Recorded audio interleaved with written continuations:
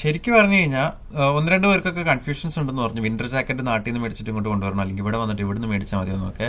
അപ്പോൾ എനിക്കും ആ ഒരു കൺഫ്യൂഷൻസ് സ്റ്റാർട്ടിങ്ങിൽ ഉണ്ടായിരുന്നു. അപ്പോൾ ഞാൻ വിചാരിച്ചൊരു വീഡിയോ ആയിട്ട് ചെയ്യാമെന്ന്. അപ്പോൾ അതായത് ബേസിക്കലി നമ്മൾ നോക്കിക്കഴിയുമ്പോൾ നമ്മൾ ഓഗസ്റ്റ് ലാസ്റ്റ് വീക്ക് അല്ലെങ്കിൽ സെപ്റ്റംബർ ഫസ്റ്റ് വീക്ക് ഒക്കെ ആയിരിക്കും ഇങ്ങോട്ട് കയറി വരിക. അപ്പോൾ ഈ കയറി വരുന്ന സമയത്ത് ഇവിടെ എക്സ്ട്രീം വെതർ കണ്ടീഷൻസ് ആയിരിക്കത്തില്ല. അതായത് ഭയങ്കര തണുപ്പായിരിക്കില്ല, നമുക്ക് മാനേജ് ചെയ്യാൻ പറ്റുന്ന തണുപ്പേ ഉണ്ടാവുള്ളൂ. അപ്പോൾ നമ്മുടെ കയ്യിൽ വിന്റർ ജാക്കറ്റ് വേണമെന്നൊന്നുമില്ല. അപ്പോൾ നമ്മൾ വിന്റർ ജാക്കറ്റ് നാട്ടിൽ നിന്ന് മേടിക്കുന്നതും ഇവിടുന്ന് മേടിക്കുന്നതും തമ്മിൽ കമ്പയർ ചെയ്യുമ്പോൾ നാട്ടിൽ മേടിക്കുന്ന അതേ എമൗണ്ടിൽ തന്നെ നമുക്ക് ഇവിടുത്തെ ഒരു നോർമൽ വിന്റർ ജാക്കറ്റ് കിട്ടും. അപ്പോൾ ഇവിടുന്ന് ഒരു വിന്റർ ജാക്കറ്റ് മേടിക്കുകയാണെങ്കിൽ ഇവിടുത്തെ ഒരു വെതർ കണ്ടീഷൻസിനും ടെമ്പറേച്ചറിനും ഒക്കെ അനുസരിച്ചിട്ടുള്ള വിന്റർ ജാക്കറ്റ് നമുക്ക് ഇവിടുന്ന് തന്നെ മേടിക്കാൻ പറ്റും.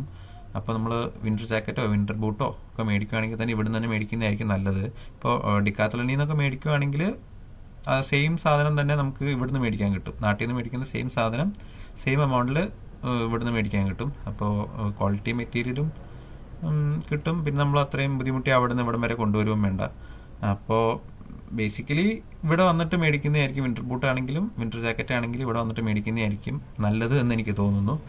അപ്പോൾ ഈ ഇൻഫർമേഷൻ നിങ്ങൾക്ക് ഇഷ്ടപ്പെട്ടെന്ന് തോന്നുന്നു. അപ്പോൾ നിങ്ങൾക്ക് ഫ്രണ്ട്സോ അല്ലെങ്കിൽ ആരെങ്കിലും ഇങ്ങോട്ട് വരാനുണ്ടെങ്കിൽ അവർക്ക് വീഡിയോ അയച്ചു കൊടുക്കുക, അവർക്ക് ഉപകാരം ആയിക്കോട്ടെ. അപ്പോൾ see you in the next video. Until then, bye bye. Follow for more.